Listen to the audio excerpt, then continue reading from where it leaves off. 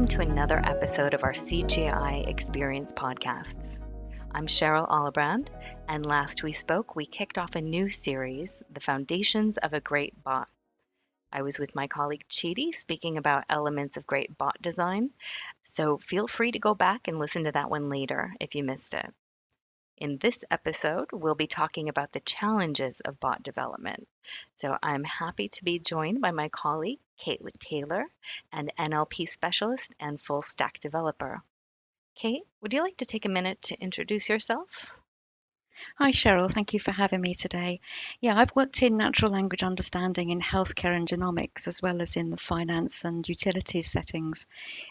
System integration combined with machine learning, particularly around classification and named entity recognition. So that gives me some tools in the toolbox for getting conversational AI to talk to back-end systems.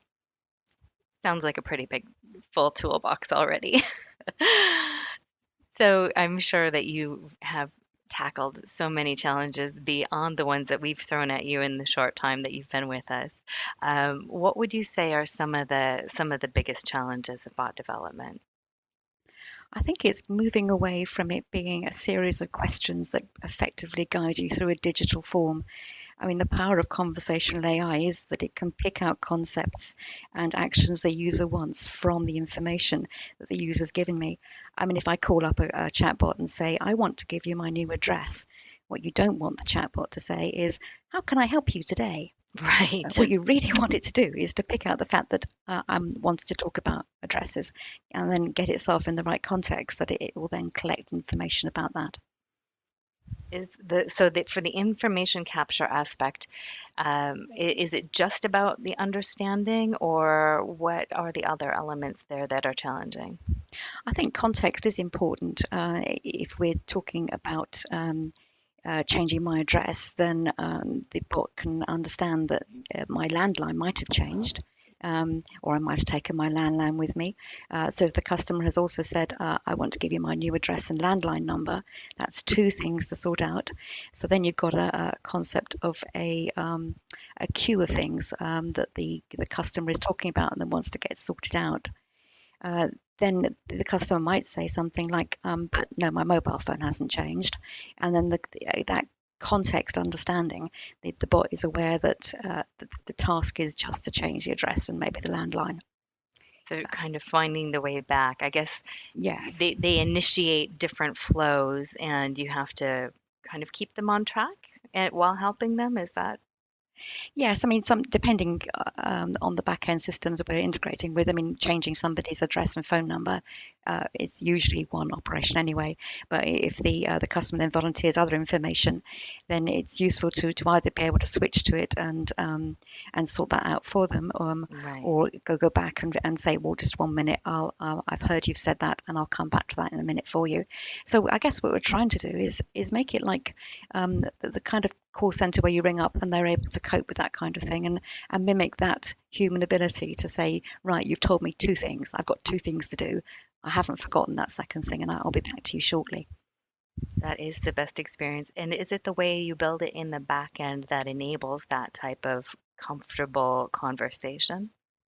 Yes, effectively interruption handling means that you've already thought about where the interruptions could have, and also the way that you've designed the initial system to begin with.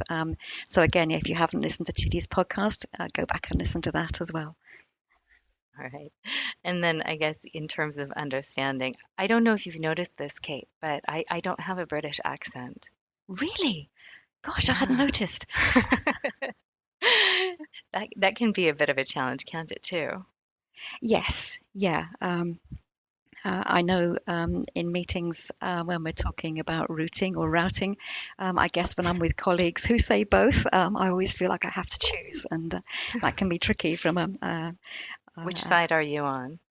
routing. I think I'm afraid I'm a Okay. mix of Northern and London, so routing it is for me. But joking apart, that it can also mean that when you've got a speech system listening to our two voices, um, it can pick up words like great and create in different ways for us because of just the difference in accents. Now, obviously, for speech integration systems where we've got a number of different systems listening and being trained on a wide range of accents, that is catered for, and that's why going for these very well trained systems, I think, is the secret of success with a chatbot. But there's also the concept that when you've launched a system and you're monitoring it to see how the conversational agent is behaving, monitoring how the speech is behaving as well is an important part. And especially for acronyms and technical terms and other things, we can pass speech hints back to the speech to text, and that enables us to give the best experience for the widest range of accents and people. It's more a question of just thinking what you're likely to encounter. I mean, there's things like intonation as well. If you say, that's all right, but you could also say, that's all right, in a questioning way. So again, you've got to capture that.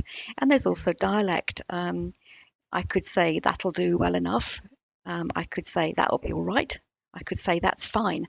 And they're all giving the same impression of it's a confirmatory statement, but the conversational AI needs to be able to understand that they're all that kind of area. And again, obviously, with our development and testing, we can try and capture as many UK idioms as well, but it does come back to monitoring the CAI as it works.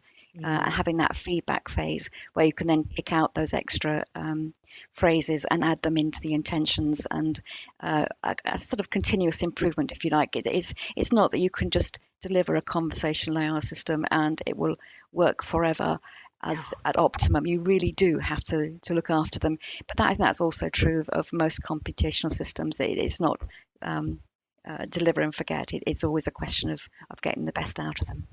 Yeah, it doesn't end at delivery, does it?